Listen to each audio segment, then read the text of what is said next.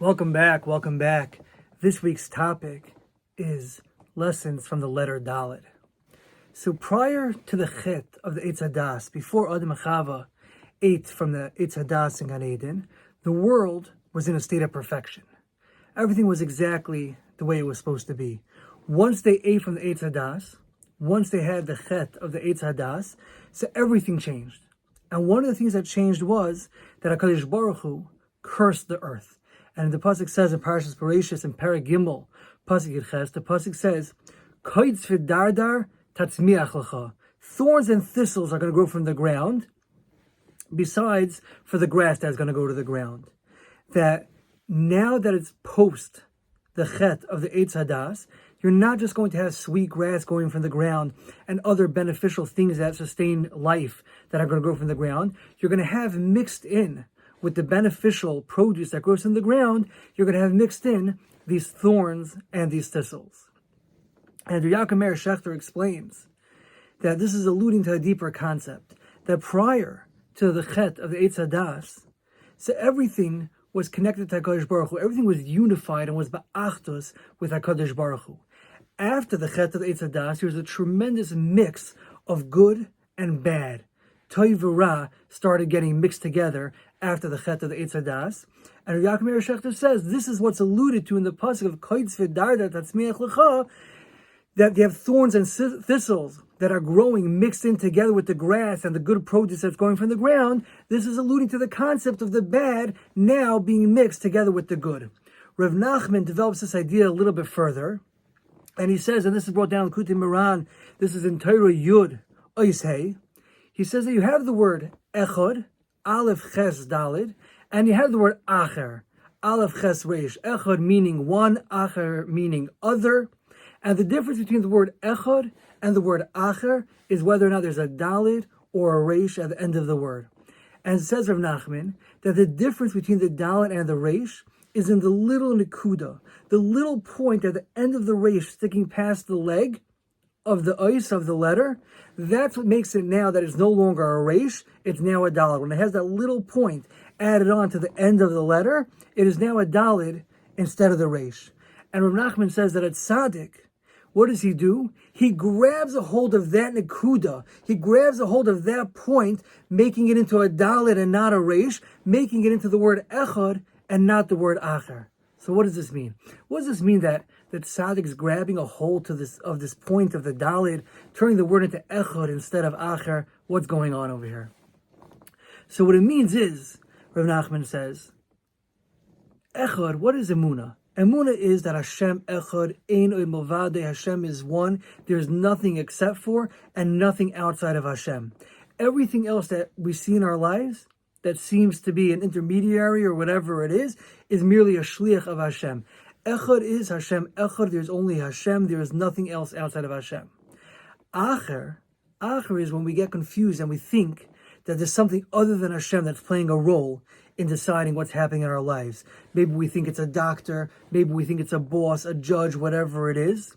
Rav Nachman is saying that what is the difference between the Echad and the Acher? The Tzaddik, he grabs a hold of this little point, turning the word of the Aleph Ches Dalet and not Aleph Ches Reish. He grabs a hold onto the idea that everything is Hashem. There is nothing outside of Hashem, and there is no Acher. There's nothing except for HaKadosh Baruch Hu.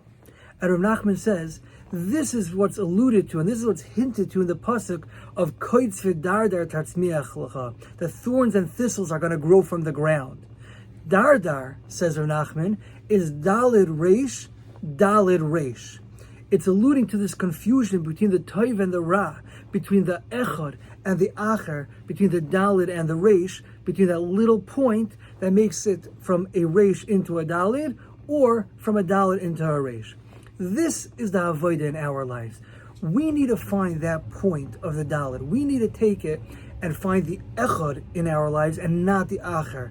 Within the Hester Panim of our lives, within the concealment of the darkness of our lives, the concealment of the Teva, of the nature of our lives, our job is to try to find Hashem. When we're at work, when we're involved in the mundane matters of everyday lives, our avodah is to find that point of the Daled, that it should be Echad and not Acher. That we have to try to find Hashem in every aspect of our lives. Bakshu Panav Tamid, we have to constantly be seeking out HaKadosh Baruch Hu, and it says also Yismach Lev V'Vakshi Hashem. There's great joy to be found in the search for Hashem. Finding Hashem is a tremendously lofty level. It's a tremendously high madrega. Even looking for Hashem is a high madrega. But there's tremendous happiness to be found in the search for Hashem in our everyday lives. You can find success in the small act of trying. So often we think of success as the achievement. Even in the act of trying, you can find success. I think there's another point, no pun intended, but I think there's another point that we could say as well. There's another nakuda that we have to grab onto. Sometimes the confusion in our life leaves us wondering about ourselves. All we could see within ourselves at times is the thorns and thistles. We see the issues that we're struggling with. We see how they seem to surround us completely. We could feel worthless. We could feel even worse than worthless. We could feel that we're not connected. There's no point in trying. There's no point in doing anything. It could be very depressing. We can feel like we're an acher, like we're an other, that HaKadosh Baruch Hu doesn't care about us. He doesn't want to connect to us, and we don't feel like echad. We don't feel that we're connected to the divine. This is a mistake. Rav Tzaddik HaKohen writes in Sitkas Tzadik Ois Kufnin Dalid, he says, just like you have to believe in Hashem, afterwards you have to believe in yourself. Rav Tzaddik says you have to believe that you matter to Hashem.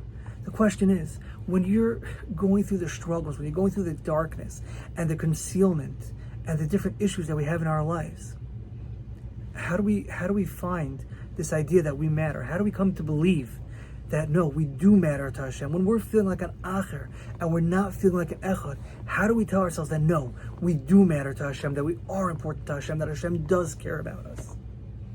So Nachman says, there's a nekuda toiva, there's a good point that's within each and every one of us, every single person, no matter who you are, no matter what you've done, no matter where you've been, no matter what's happened in your life until now, there is something good within you.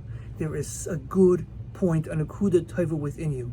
And what we have to do is, we have to find that good point. You have to grab onto it. This good point could be the start of a big bang that you can utilize as a catalyst for growth in your life. To illustrate this concept of finding the nekuda toiva, in the early 1900s, through the war years, there was a Jewish mafia. A lot of very, very famous figures. There's some guys that they call the Jewish Al Capone. There were a lot of different famous Jewish gangsters. They wrote a book about one of these Jewish gangsters who was a real bad dude.